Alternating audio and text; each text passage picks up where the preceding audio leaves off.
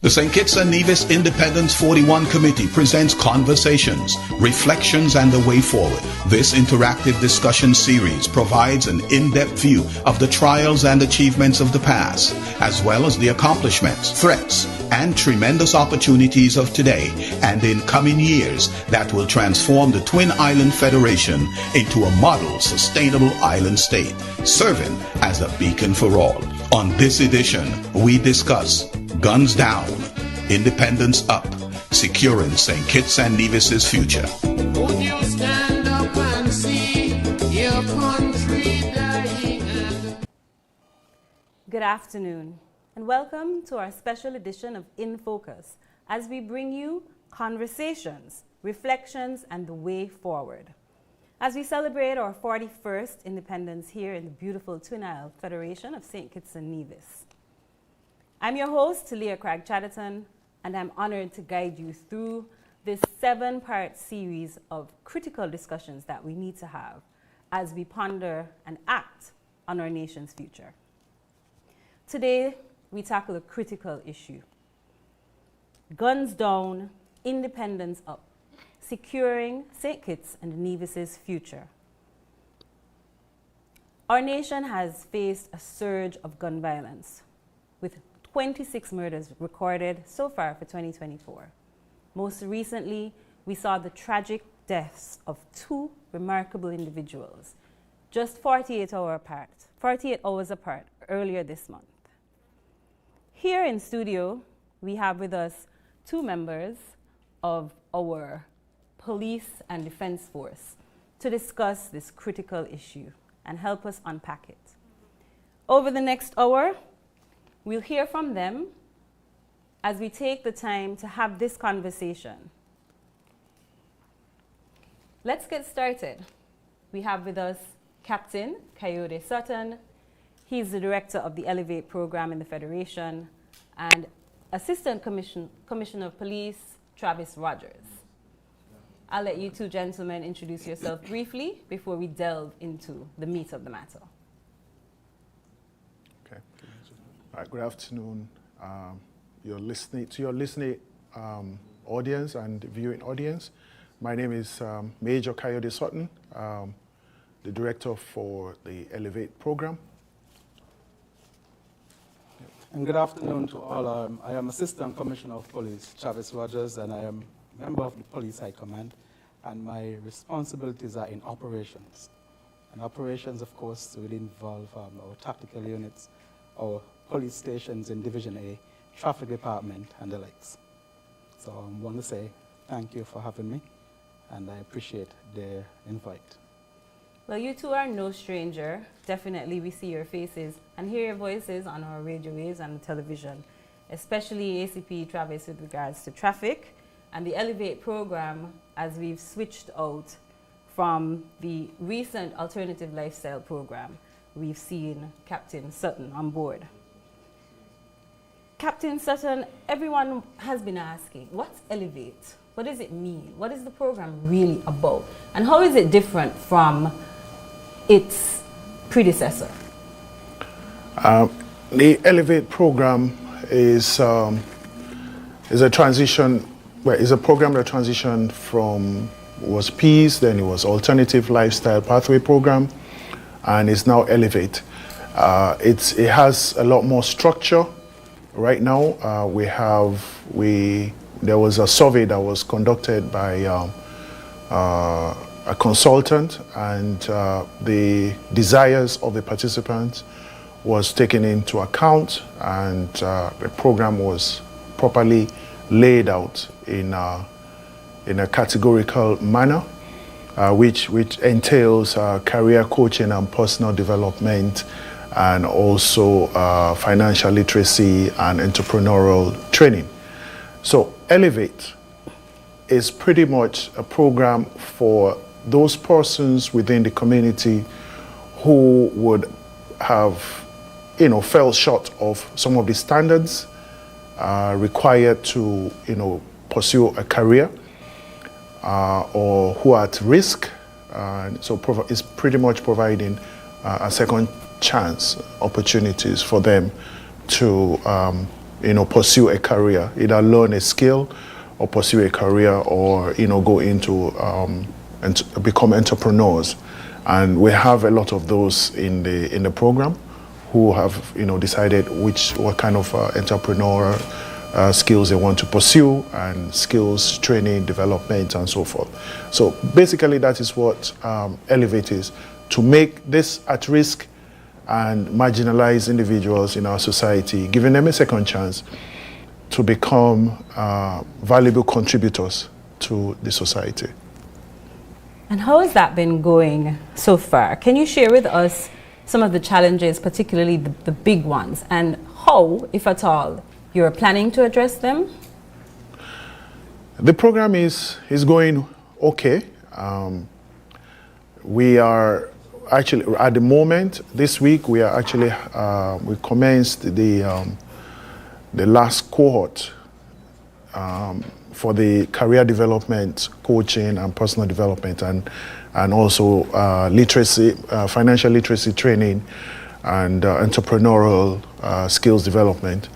We started a 3 weeks long session cohort this week.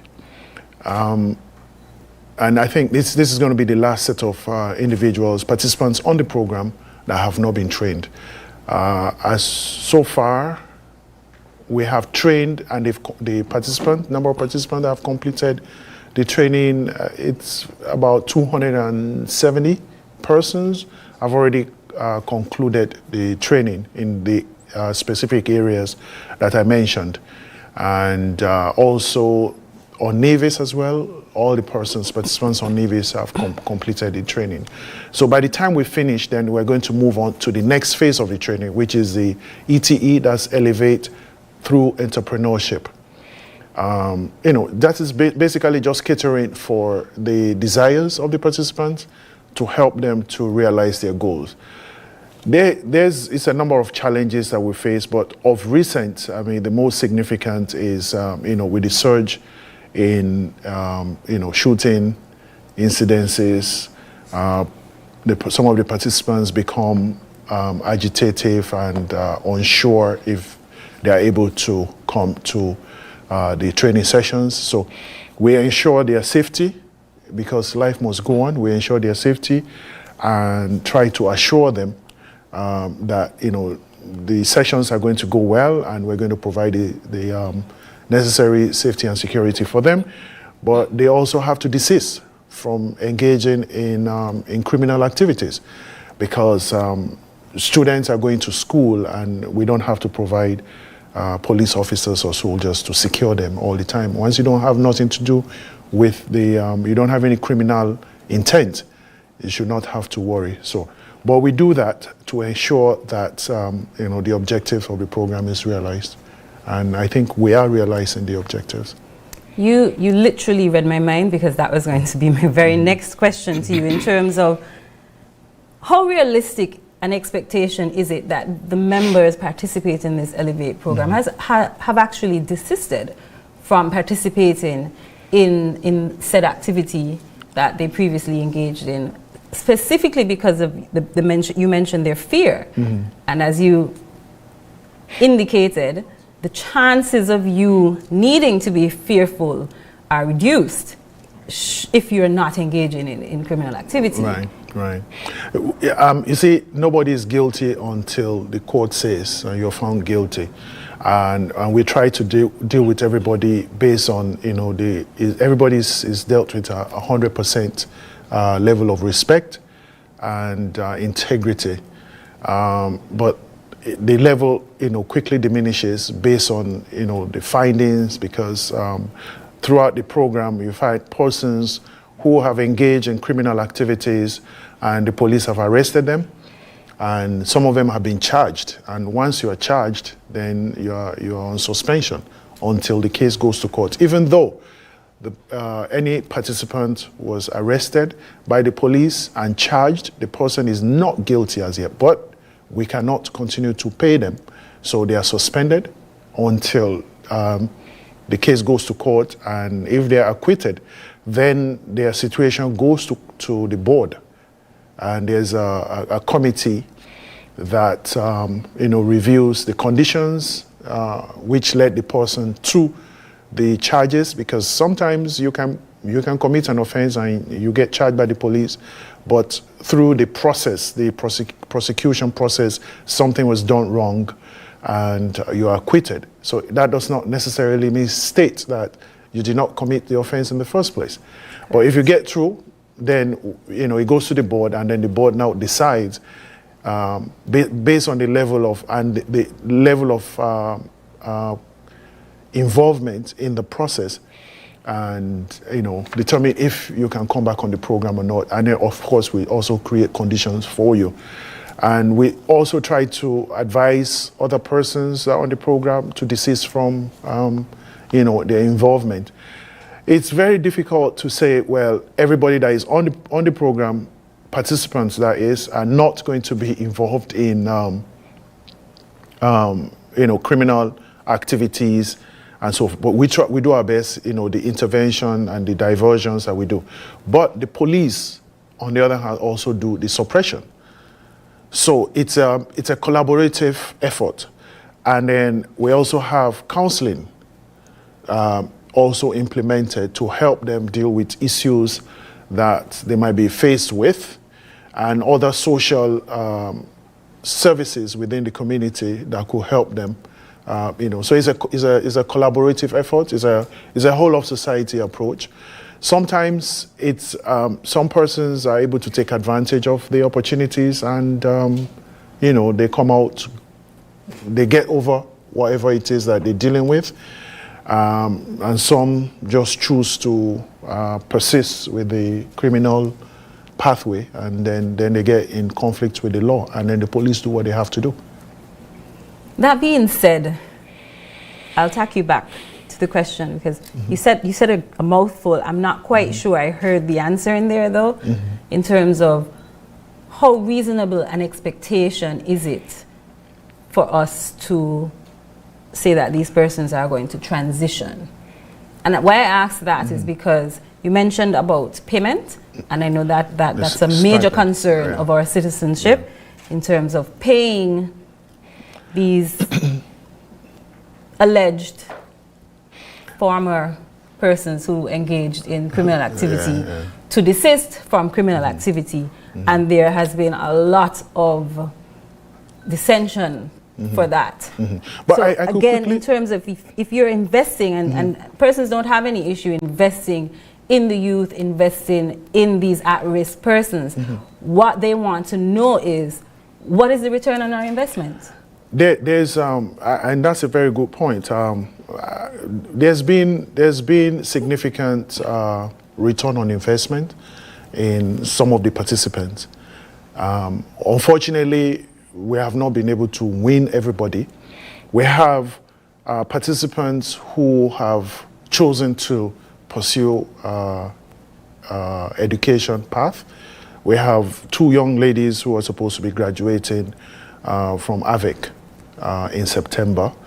We have some other persons, male counterparts, who are pursuing skills training in masonry, carpentry, plumbing, and things like that from AVIC. We have other persons who are, interested. They registered to start the solar paneling installation course at CFBC. We have a lot of participants who are engaged in agriculture. And I want to really spend some time on that. We actually had the agriculture department come over to specifically present to those persons and give them the knowledge and all the information that they need to have in the 25 by 25 initiative that the government is pursuing. And the sessions were quite engaging, productive. You saw a lot of enthusiasm, within the participants who have demonstrated interest in pursuing agriculture. A lot of them own their own farms and they're producing. There are a lot of well-established farms, and it's working, and they're contributing to the food security in the country. So those are there are some that are engaged in poultry business and animal husbandry, fishing, and all that. These are all businesses that participants on the program have been able to establish. And they are, like I said, they are contributing to the food security in the country. And there are other persons that are looking at them as examples and also want to pursue the same path, These are some of your success stories, And then we also have entrepreneurs who have, in addition to just farming, they have other businesses, water sports, bar. In the tourism industry, they have bars and grills. They have car rental businesses. Some have apartments. Some have started carpet cleaning.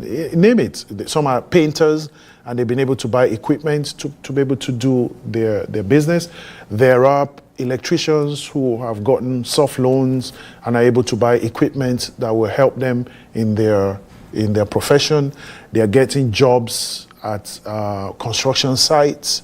There are AC repairs and installators and stuff, refrigeration. Some of them have jobs in hotels as repair persons. They've developed, a lot of them have developed through the program, and they've been able to realize their goals. They previously, I think, under the Peace program and Alternative Lifestyle Pathway, a lot of persons were able to secure loans, and those businesses, the problem that a lot of them had was that the businesses that they established, they didn't really know the integral details of running a business. So now Elevate has a component where it provides the technical assistance to them, to those who have businesses, to help them to run their businesses successfully. And then they end up actually employing some of the persons on the program. We attach some of the persons on the program to some of the businesses to assist them so that they can get off the ground, and also providing opportunities for those participants attached to the businesses to learn. And then mentor them as well. What I'm hearing is, and you can correct me if I'm wrong, obviously, is that it's money well spent, in your opinion, and you'd stake your job on it. It's money well spent. There's room for improvement. And speaking of room for improvement, we're working on that. On those can you see on my paper over here? Because no, I cannot see your paper. So that's actually my next question in terms of what plans are there in place to expand the program, if any, or do you feel like the program is enough as it currently stands? Okay, the program has an evaluation component to it, where the board meet and review what has been happening. We also meet with the consultant and review also with the project coordinator to review the successes and the challenges and how we can make the program better. Some of what have come out of those reviews thus far is reaching out to collaborate with other agencies and departments of government and also the private sector. We've had engagements with the chambers of industry and commerce to help to sensitize the private sector to come on board with us. We collaborate with the Ministry of Agriculture, Education, Social Security, the Department of Labor. Oasis is another program that we collaborate with that is funded by USAID. Just collaborating so that, the resources that are available are collated and are directed towards a common purpose to gain the results that each one of these organizations or agencies would like to see come out of the program. So we are making success. You're walking in the right direction. But once you have unfortunately, what seems to capture people's attention is that once you have one situation where the police is dealing with someone is arrested, someone has been shot, then it begs the question, is the program is working? There are a lot of persons that, they have issues, they were probably not on the program, they're doing their own thing. Whatever it is that they are involved in that cause get them to get involved in whatever situation they are in. I really cannot speak to that, but I can say that the program is gaining some returns on investments that is being made, because I told you some persons just are graduating, and I went to some of those students that are pursuing some careers in the institutions locally were recently on the job attachment in some within the community, some institutions, businesses, and so on. And I did, follow up, went to some of the institutions to ask how they performed, and the response was quite positive. So an institution said, these two young ladies were there with them. It was an insurance company. They were always punctual. They work with the team. They're very clean. They're engaging. And they said, the general manager said, he scored them a B. Both of them scored B. And that's impressive. And when quite impressive. Yeah, we spoke to the ladies and they said they want to continue. It speaks to the work that the program is doing and its potential. I'm sure that the moderator also knows, because you had some stints with us as a facilitator, and you had some engagements, and you saw the quality of the materials that we have is quite adequate, and it's so adequate such that there are a lot of other agencies within the government are looking to utilize this material. We're collaborating with social development. They're utilizing these materials to carry out the drive towards some of their objectives as well. So it's good. That's great news. Mm-hmm. We're going to invite ACP Rogers into this conversation. I think we've been a bit selfish over here, indulging the entire conversation around the Elevate program. But that's testament to the importance of the program, and that brings me to my first question to you, ACP Rogers.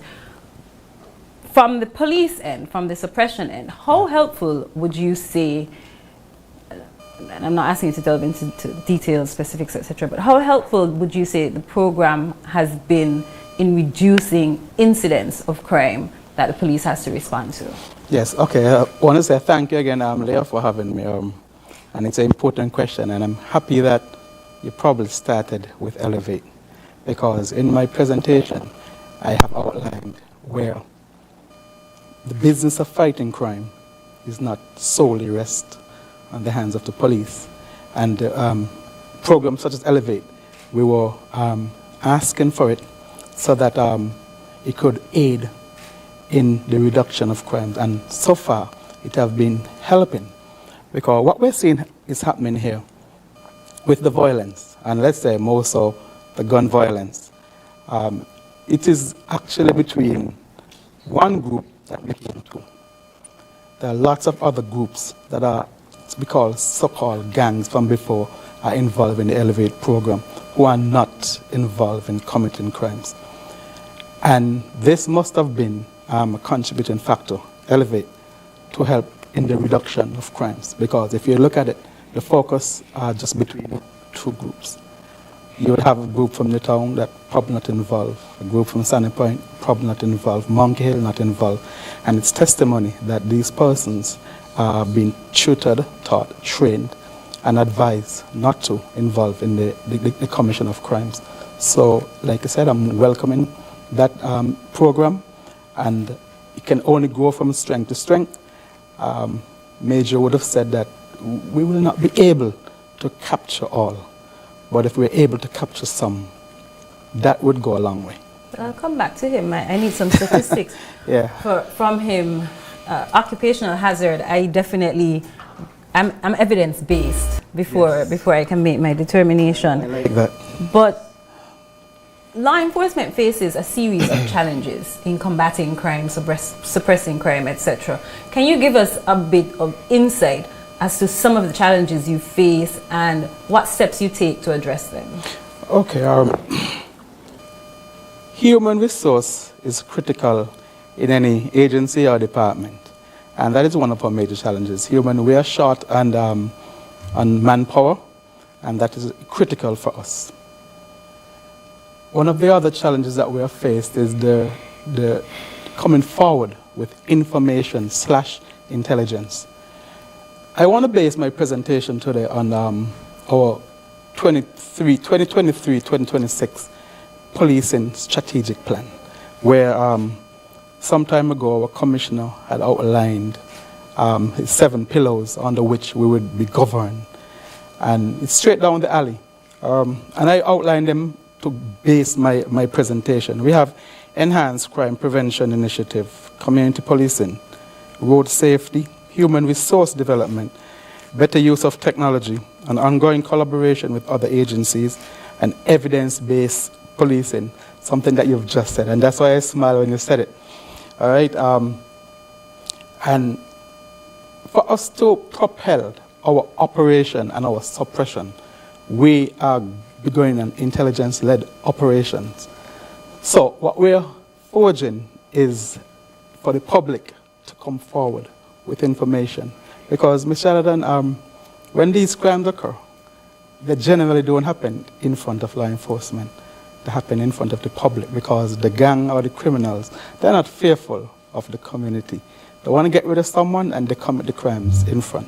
Permit me to interject here. Yes. Just, because I can hear the listeners, I can hear their response already as they're watching. Yes. 1, snitches get stitches. That's the first thing. Yes. 2, where's the trust? When we tell you what happened, we put ourselves at risk, because there is the whole thought process that some of the police are actually in cahoots with the criminals, or even if they're not, and your incidence of dirty police officers is low, there is the risk that the information isn't confidential, so persons don't feel safe. How would you respond to that? Okay, let me address that.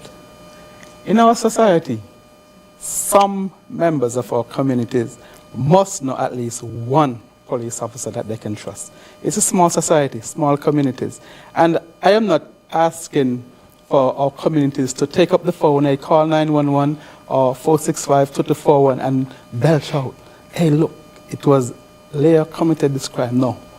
We're saying, speak to a trustee and somebody who you went to school with, somebody who grew up in the community, and give them that information with the notion that that information would remain confident. You would pass on that information and it would give action. That's all we're saying. We also have a line, 707, that persons can call and anonymously give information, and it helps. So those are 2 things that person from the community can do. Added to that, one of our pillars is community policing. What we do in community policing is build relationships. We go out in the community and we speak to them. We're not coming to break down a door, we're not coming to harm you. We're just coming to say, look, what is happening? So this is one of the things you're doing to build that trust. To build that trust, that's because correct. I was about to ask, suppose I don't know any police officers. Yes. Suppose I'm not close enough with a police officer to be able to reach out to them or call them and say X, Y, Z. And it's a good question. You can consult with someone, a lawyer, teacher, minister of government, who have that connection and would know the right person to give that information. You just don't have to come directly. Pastors too. The pastors, of course. All right, so building trust through community policing, and just what I just said. You could pass information to somebody who could pass it to the police.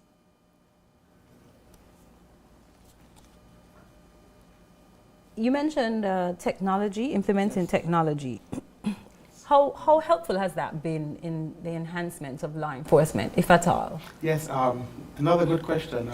I can attest that it's been helpful in giving people tickets, because I have fallen victim to that through Rose, and where she's been able to, my tickets now have my name on it, and when I inquired of her, well, why am I being targeted? I felt victimized. I've never seen a ticket with names, and she said, ma'am, I pulled up the information on the site, linking to your registration, and I found out who it was. I made a call, and you did not answer, and so I proceeded to do the ticket. I've seen that, but what about other areas? Other areas, okay. Yes. So, and you're talking about the VR system, the vehicle registration system. So that is one, because it helps. For example, if you saw a car speeding away from a crime scene and you picked up the number, that number can be given, and we can do that via our phones and or apparently computer. there are instances of that where people hit and run and so that area helps, but let us go to our CCTV system, which is widespread. We have hundreds of cameras,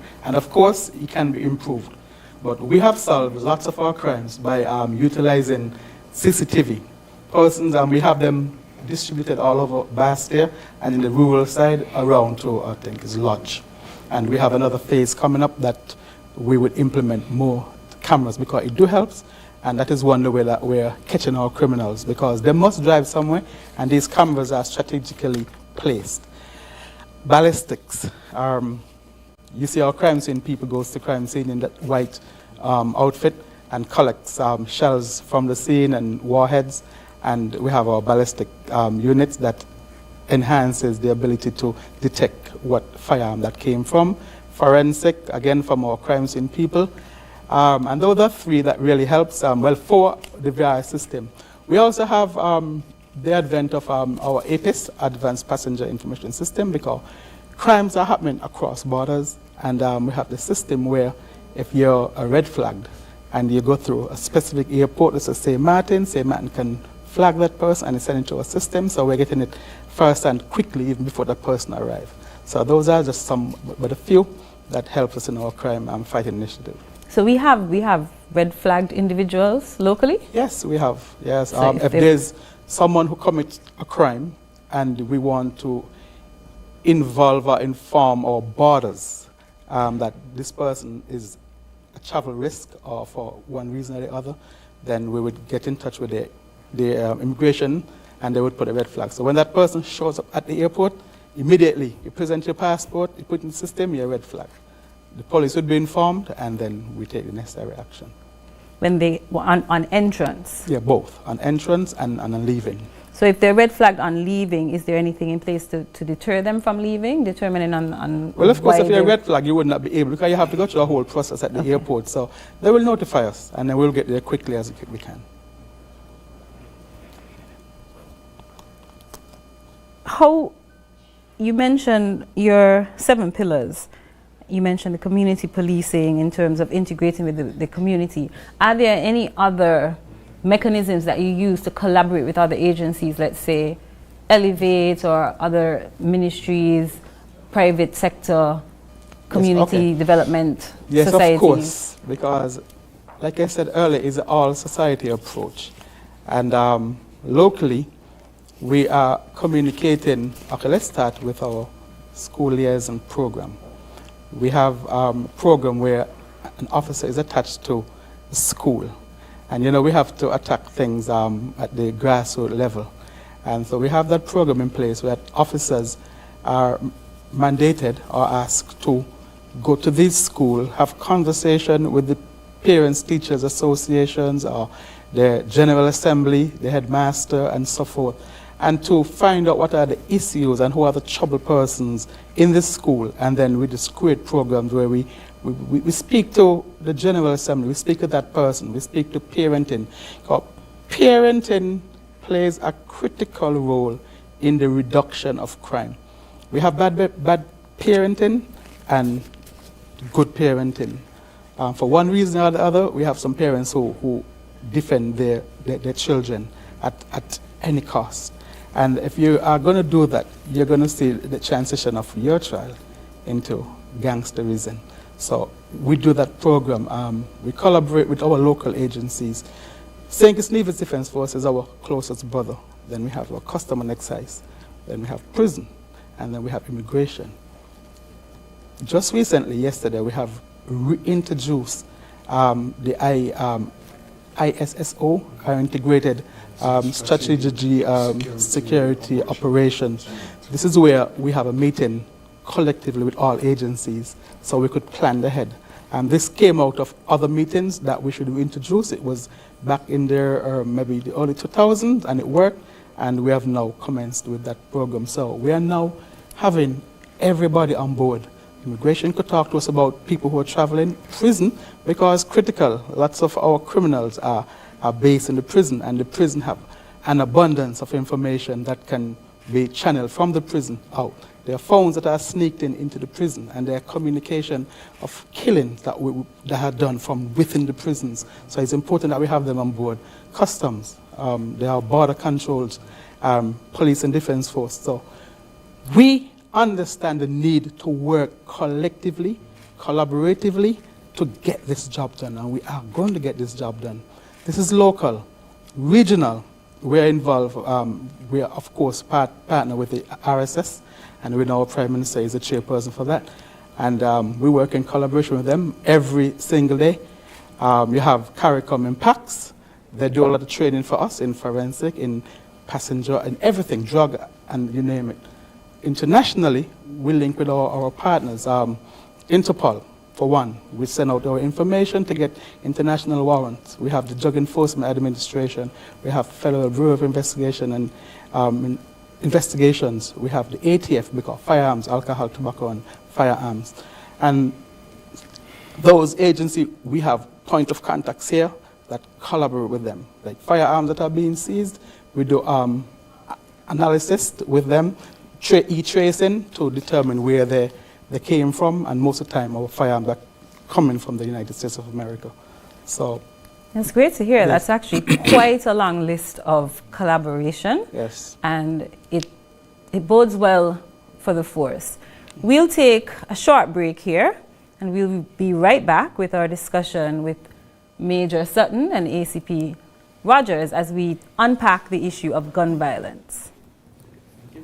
The St. Kitts and Nevis Independence 41 Committee presents Conversations, Reflections and the Way Forward. This interactive discussion series provides an in-depth view of the trials and achievements of the past, as well as the accomplishments, threats, and tremendous opportunities of today and in coming years that will transform the Twin Island Federation into a model sustainable island state, serving as a beacon for all.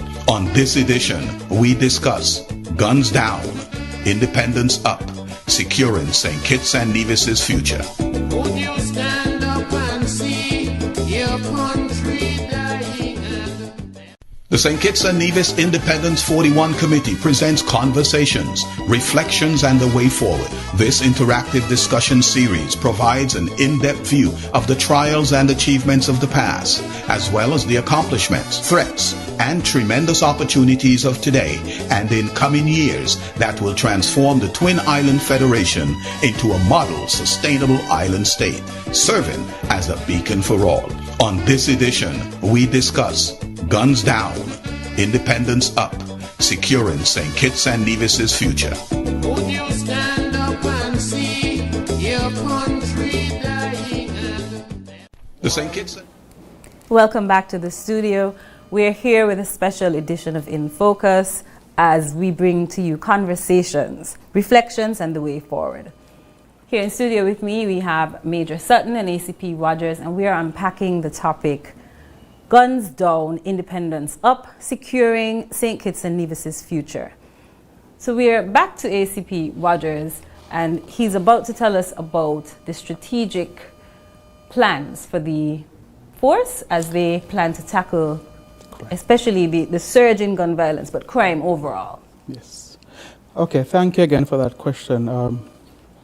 We have been long carrying out our functions as per our policing strategic plan. And we are now tweaking it because we have recognized that there are some adjustments that need to be made, and especially in fighting the gun violence. So what we have been doing is carrying out house searches, because we are told, not by enough persons, that persons are keeping their firearms at their houses. So we're carrying out intelligence-led operations, and that would take us to the criminal houses. We're told again that persons are moving around in vehicles with their firearm. Of course, they need to move from point A to point B. So we have stepped up our vehicle checkpoints, what you would heard of VCPs. So vehicle checkpoints, we're carrying out those very regular. We're doing stop and searches of persons. We're doing community policing, because as I mentioned before, that also augurs well with getting trust from our people, so we could get the intelligence that would lead our operations. So far, we've been doing well, but we need enhancing. This is not just done by the police force. We are relying on our brothers from the St. Kitts Nevis Defense Force, where we do joint operations. We have been going to the prisons and carrying out searches where we're finding several cell phones, chargers, etc. We're utilizing our canine from the St. Kitts Nevis Custom and Excise Department, and our presence is deterring quite a lot. But of course, it's not deterring all. And we're really, really in need of the assistance from the public to enhance our ability to not just to detect, but to deter, because presence is important. Like I mentioned, some of our challenges are the human resource, and suppression is key, but we want buy-in from the public, because I'm telling you, if the public gets on board with us, we would see a better and safer St. Kitts and Nevis. All right, so those are but a few. We work closely with our St. Kitts Nevis Defense Force Coast Guard. They are playing the maritime role, and they have been doing a good job. So just recently, we have carried out a joint operation that involved the Coast Guard, the Defense Force, and the police collectively. Successful in the way it was conducted. The results was not what we would have wanted, but this is just but a few of what we are doing together to deal and combat the gun violence. The strategic plan is interesting. Yes. It sounds good on paper. Yes. And based on what you're saying, the action is following. Yes. You lamented earlier about citizen buy-in, and I'm chuckling because I have some thoughts on that. And I'm supposed to simply moderate this session. And I'm definitely not nearly qualified enough. But my ears are on the streets, my ears are to the ground. And I can tell you, you would get more buy-in if possibly you reduce the vehicle checkpoints as it relates to tint, and also the time of the checkpoints. Yes. The 8 a.m. checkpoint when persons are trying to go to work and get their children to school and exams, the criminals are not out at that time. That's what the streets are saying. I'm simply the messenger here. Please don't kill the messenger. So perhaps, and in terms of your human resource challenge as well, the public tends to feel that the police spends a significant portion of its time targeting the upstanding citizen. And while we understand, certainly I do, that it's a wide net that has to be cast. That's how they caught El Patron, Pablo. We the simple basic policing, stop and search. That's really how he was uncovered as he was in hiding for months. But the citizenry feel that a lot of the efforts are really focused on some of the simpler things. For instance, the tin, the checks, the harassing, alleged harassing of innocent citizens who are really just trying to go about their daily lives. And the challenge here is that the police, the security forces in general, they know who these people are, and the call to action is go to them. What would your response be to that? Okay, yes, I've been hearing that too. But it's difficult when a criminal network is in possession of 40 and 50 vehicles. And we don't know where they are, what vehicle is expected and when. They are affiliates of the criminals, which is key, and that is something that we're working on. All right, so I wouldn't say much on that, but persons are involved in the transporting, persons who we think are upstanding citizens, persons who we think are good girls and good boys, and they are transporting these firearms for the criminals. And let's face it, the police force has a multifaceted, multitasking. And one of the pillars is road safety. And so therefore, that the traffic department and others have to be out there enforcing. Otherwise, Ms. Chaderton, you are going to see accidents, you're going to see people speeding and speed kills, and you're going to see more road death. And so, we have to balance the equation where we have to do it. Otherwise, there will be helter-skelter out there on the road. Lawlessness. You mentioned about, it was Esteban?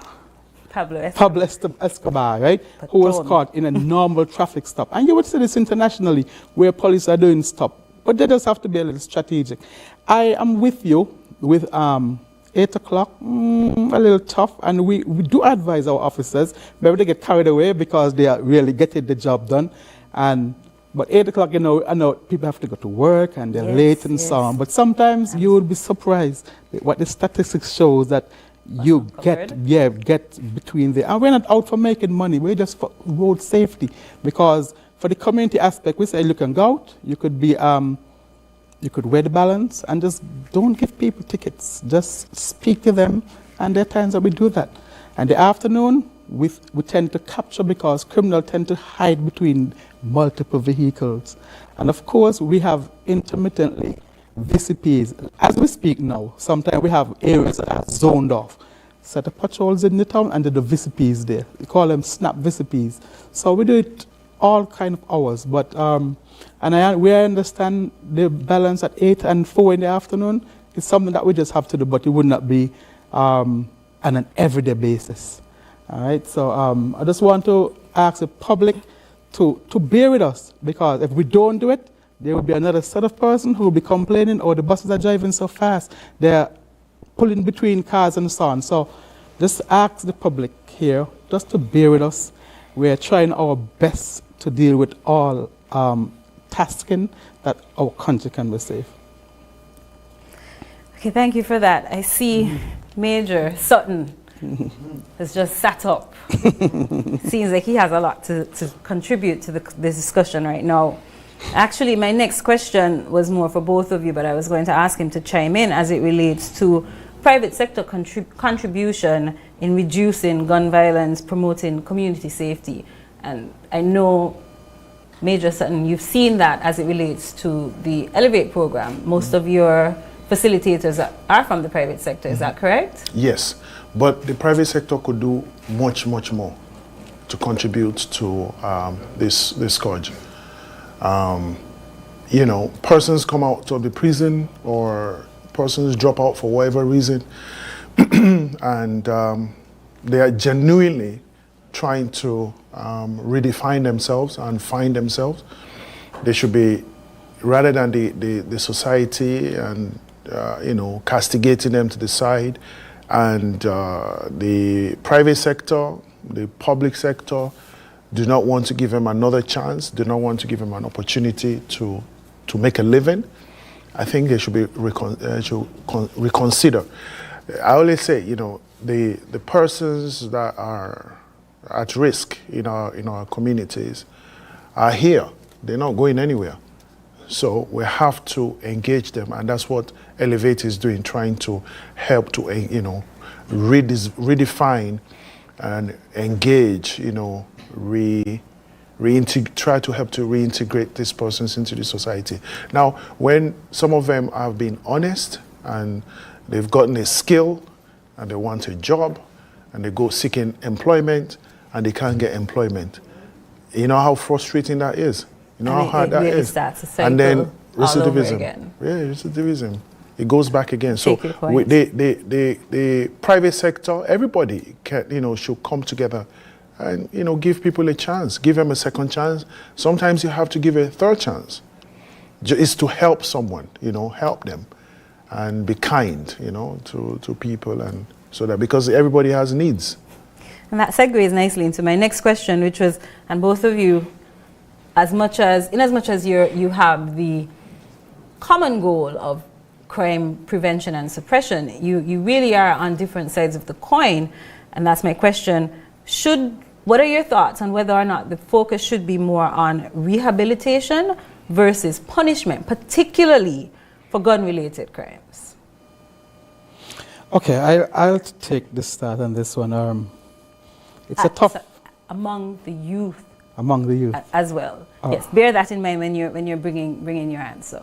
Okay, I think rehabilitation is key, because, for example, the violence, we are plastering sores, but if we get at the root cause of the violence, and it starts from the grassroots, we have programs. For example, police are involved in the sporting program, the under 15 football. We have taken charge of the 7-day school football programs, and we're teaching them things that, other than football, how to stay away from crime. And we need to get education involved deeply as well. All right. And if we try to rehabilitate these persons, or get to them and get the education in their head at an early stage, there would not be any need to punish them, to send them to prison. So I would start off with the rehabilitation as key over punishment. But of course, we will not win all, so some will be incarcerated, of course. In our climate, though, Yeah. currently where we are, 2024, August 28th, 26 murders in. Yeah. Most of them as a result of gun violence. Yes. Would you still, as we stand here today, keep that and say your focus would be rehabilitation over punishment? Yes, because most of these killings are not done by the juveniles. They are done by either young teens or persons in their 20s. So getting to those juveniles, age 10, 11, 12, 13, is key. Because and what about these that we have now? No, they have to bear the punishment, because, for example, guns, we have introduced a gun amnesty program, no question asked, and we were only able to get one. So therefore, they're telling us, look, we will not put down our guns. So in this light, we will have to enforce the laws and punish them by the law. Speaking of laws, yes, there's been some recent update to the gun laws. Yes. Can you tell us a bit about that, and what do you anticipate the impact of those laws would be? Yes. Okay. The government has recently passed or upgraded our laws where the punishment is 40 years. And we're not saying that you're going to get... 40 years for what specifically? Possession of firearms. Possession? Of firearms, yes. So that's not tied to any crime, any criminal activity. We just do a VCP. We come across with a firearm, you're in possession of it, 40 years. But of course, it goes with some, for example, if you're convicted on a gun charge and you plead guilty, immediately 1/3 is chopped from that. If you don't have anything in the books, any criminal record before, another section is chopped from that. So by the time you have done that, you probably would reach 20-something, maybe, yeah. And that is reasonable for us. Before it was 10 years and time served. So if you had all of that chopped off, you're basically looking at 2-3 years plus time served.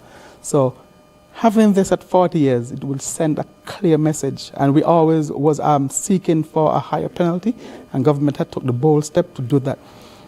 It is young.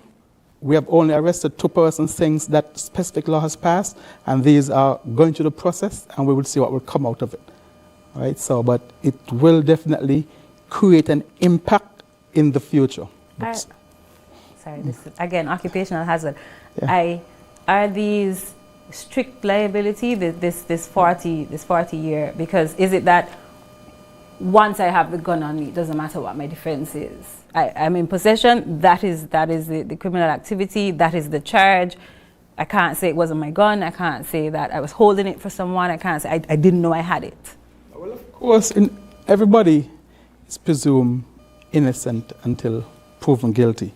So there have to be the process of going through the court system. Of course. Because you're free to defend yourself. An investigation must be carried out, thorough investigations, because of course, but if you're holding a gun for someone, of course, that is illegal, especially if it's not a licensed firearm. All right? So therefore, if you choose to go down that path, you will have to bear the penalty. Or bring forth the person whose gun, who would admit. And would we have somebody admitting it? I'm sure not. Right? Because let's say, for example, you go in a house and you do a warrant and search and you find a firearm and the house has 5 occupants. Then therefore, and it's not specifically placed in a specific bedroom, then we may have to make the arrest and you go to the court and tell the court whose own. Right? So you, in that instant, you would charge the owner of the home? Yes. Okay. Yes. Because what we find is that sometimes when you don't, person go to the court and say, look, there was 5 other persons, it was in a specific location, they didn't make any arrest, and then by that time it will be too late. All right. Understood. Mm-hmm. Let's talk a bit about how the guns get here in the first place. Because we don't have any gun stores in St. Kitts. You can't just order a gun on Amazon and ship it here, I would hope, right? That's still illegal. How are they getting these guns, and not just random guns? From what I'm understanding, they have serious gunfire. Yes. How is that happening? How is that possible? Okay, you have through various means. We have persons are using the courier services in packages from the US to here. Obviously, the packages must be checked at customs and also must be checked when you clear that package from the courier service. So it's obvious that persons within these agencies are working closely with those persons. So that one means. We have barrels that come out of St. Martin. That is another mean. We also have open borders. Fishing boats leave here to go to St. Martin and leave maybe in the twilight and return here in the dead of night and then bring their firearms. Because our borders are so porous, just like all the Caribbean, they would come in areas that are difficult. But once our Coast Guard is fed with the information, they will do interception and so on. But it's tedious on the Coast Guard to patrol every single shore because they can't be here and at the same times. So we have it in our open borders, we have it through our courier services, our barrels, and these are 3 ways in which these firearms also, what they do to avoid detection is they remove the upper receiver to the lower receiver and bring them in different, in cornflakes, in coffee, in rice, in just speakers, icings, just everything you think about. They're becoming very creative by the use of the internet. They see what is happening in the outer world and they piggyback on that and get the firearms in here. So that's why we want to work closely and collectively with our customs agency to avoid that. As we speak of the internet, social media is a huge influencer right now. As a matter of fact, everyone fancies themselves an influencer. They get 1-2 likes and all of a sudden they're out here telling everyone what to do, how to do it, and when to do it. How much of an influence do you see that having within our country, especially as it relates to gun violence, especially as it relates to the youth? And Major Sutton, you can come in here and see what the impact has been within the Elevate program as well, of social media and the link to social media and gun violence. Thank you. The social media is, plays, I think is our, I would say is our, enhances, is being used to enhance some capabilities within the criminal enterprise. Sensational.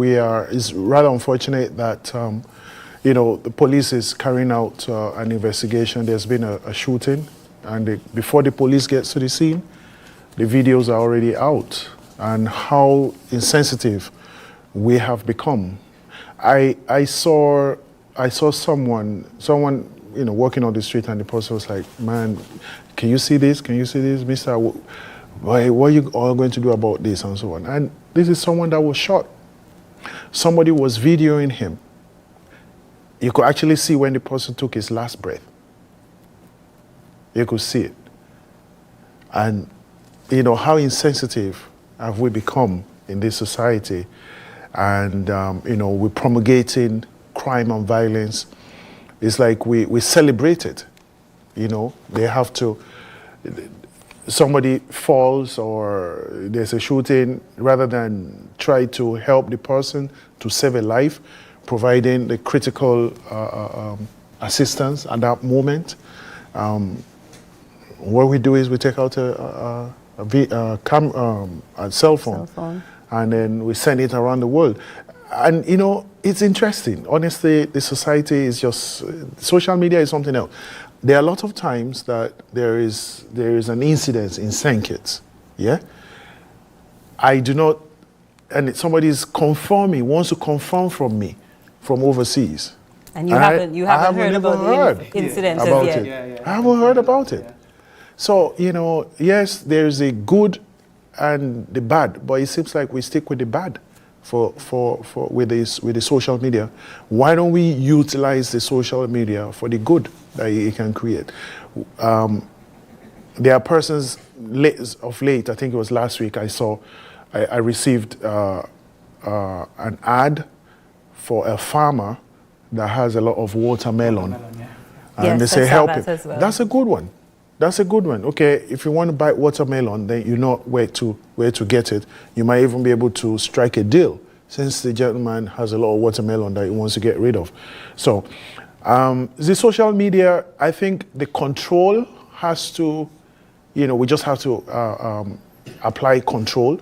And I think that the social media laws needs to be revised and enhanced, and make have steeper penalties for persons that that commit offenses with them. They use the social media to destroy people's characters, and the persons who is sending it doesn't even know the person's name. They don't know what they're about. Cyberbullying. So right. So it's not with crime. Social media is not being friendly to the security forces, I would say, and because they use it to celebrate crime. But what about the security forces using social media to counter the negativity that's out there? But with the proliferation quickly, people are not interested in good news. It's not sensational. They're not. I mean, that's just how it is. I reserve comments on that. Right. But I certainly hear the point, and I understand it, definitely. So do you think then that what we have on our hands is a cultural shift that's needed to move us away from criminal activity overall, but to hone in on today's discussion, gun violence?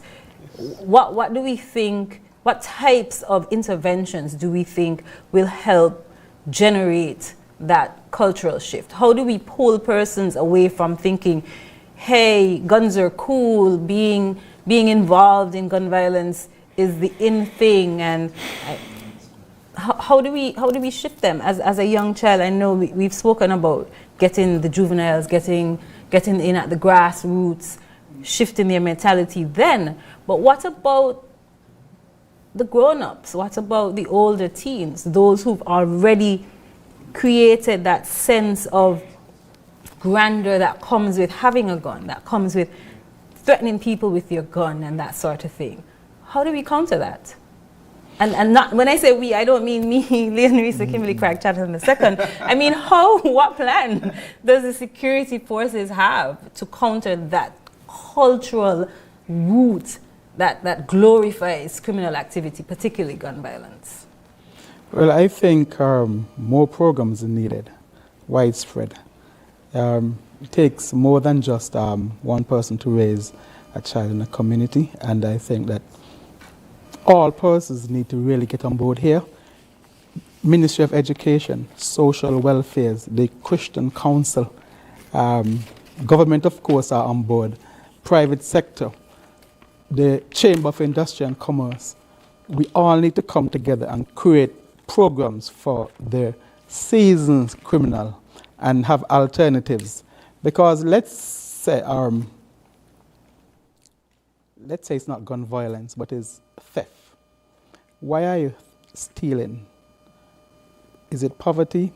Is it the unavailability of financial aid?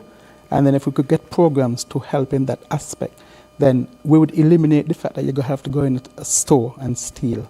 So these are things that we need to put together holistically. New programs, but I think the Elevate program is on its right path to transcend things like that into the public and get, because the persons who are going to the Elevate program, they are not juveniles, they are adults, right? And so that program should capture what we're really looking for. But let us plead to everyone to get on board. Some person go on TikTok, send the messages, send positive messages instead of the, well, to lack of a better word, the foolishness sometimes. You know, we could have the artists in songs, because artists have a very strong influence on our society, because young people listen to the artists. Get them involved and get them create songs. This is a culture, different type of song that would have the people listening, you know, other school programs, and we would all see it. It would not happen in 1 month, 2 months, but over a period we will see a drastic reduction in all that we are looking for. Yes, and in addition to what ACP Rogers just outlined, I think a lot of our issues hinge around parenting. Parenting is crucial in this fight. I say to people, if you want to contribute to mitigate the scourge of crime and violence, raise a good child, raise a child with values, and it's very difficult for that child to drop all the good values that you've taught him or her. Build out, get higher. All right. Thank you so much, ACP Rogers. Major Sutton, over to you. Yes, Elevate, I would say, is a 9+. No bias? No bias, no bias. It's a 9+. There's always room for improvement. We constantly evaluate the program to make amends so that we can cater to the needs of the participants. But you know, what Elevate is doing is an intervention and a diversion, and trying to help people to get on the road to reintegration. The police or the security forces, law enforcement, they have a different role to play from what we have to play. Now, the society also has a role to play. I mentioned the private sector has a role to play. Now, look at this, and I'll leave you with this question that you can ponder on, because I don't have the answer. We train participants to gain valuable skills, and they become certified. They get their certification, but they cannot get a job. What happens? They start their own business. But they cannot qualify for loans, because the bank is going to ask them for different criteria that they have to meet, and they cannot qualify. And what happens? So it's difficult, and we have to give people second or third chances. Once they prove themselves that they are serious, right? We have to give them chances and help them nurture them to help to reintegrate into the society. A lot of the participants on the program are parents. If they're not able to cater for their families, and it's one thing I've noticed across the board, across the participants, they're very, very concerned about their children. They want to be able to provide for them. And the only way that they can get to provide for them is if they're able to move on, either become entrepreneurs or get a job and be able to cater to but if they can't, then we have a major problem in our hands. So I would say that the whole of our society is a whole of society approach. We are doing our part. The police are doing their part. We want the churches to do their part. We want the social services, they're also doing their part. Education is doing their part. We want people to just come together. Let us all come together and fight this crime.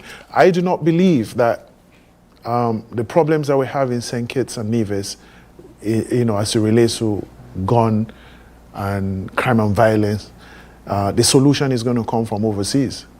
It's not going to happen. We will have to come together, sit and everybody gets on board and we find a solution.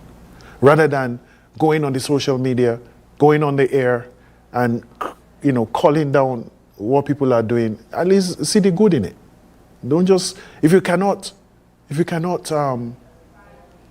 sustain what good is coming, don't bring the negativity in it, because that also helps to depress people. Those people that have, they're developing their enthusiasm, wanting to become better people in the society. Well, you hear what people are saying about us, oh, this and that, so be positive. I want people to be positive and, help to turn the tide of this crime and violence in the society, in our communities. The government is doing all that they can. The government cannot do it all. The police force can only do so much. Elevate is doing their part. And so I say Elevate is, a 9+. That's why I say Elevate, 9+. 9+. Yes. A++. Yes. A's all around. But there's room for improvement, and we are doing that. But we can get 10 if people come together and help us, because these people need jobs. Well, everyone, that is all the time we have today. So permit me to thank our guests in studio with us for their insightful interventions, and particularly Major Sutton, your passionate appeal for positivity, for second, third, and fourth chances if needs be. We thank you all for watching and joining us in this extremely important conversation. Thank you. We've discussed addressing gun violence, especially in our current climate, is critical. And it's critical because on our quest to secure a brighter future for St. Kitts and Nevis, we need to have these discussions. We need to unpack these types of issues, but not just for talking's sake. This is where the action comes. We can't discuss everything in an hour. We can't come up with all of the solutions in an hour. So we hope our discussion today has sparked ideas and inspired you, our community, our society members, to take action within your own villages and communities, to be more collaborative with the security forces, to give where you can, whether you can offer a job, you can tutor, you can join the Elevate program. The whole of society approach is needed, as we heard here today, and the time for pointing fingers and pointing blame is clearly over. We've lost 26 people for the year and counting. And no matter your feelings as it relates to the type of individuals that they were, the fact remains we've lost 26 lives. That concludes our session for today. We're back again next week, Wednesday at 1 p.m. for another special edition of In Focus, as we bring you the vital topic, Healing Wounds, Exploring Reparations for St. Kitts and Nevis. It promises to be thought-provoking, and it will discuss how we can address historical injustices and move forward as a nation. So until then, stay engaged, stay informed, and continue the conversation. I'm Leah Crag-Chaderton, and this has been Conversations, Reflections, and the Way Forward. Thank you. The St. Kitts and Nevis Independence 41 Committee presents Conversations, Reflections and the Way Forward. This interactive discussion series provides an in-depth view of the trials and achievements of the past, as well as the accomplishments, threats, and tremendous opportunities of today and in coming years that will transform the Twin Island Federation into a model sustainable island state, serving as a beacon for all. On this edition, we discuss Guns Down, Independence Up, Securing St. Kitts and Nevis's Future. Would you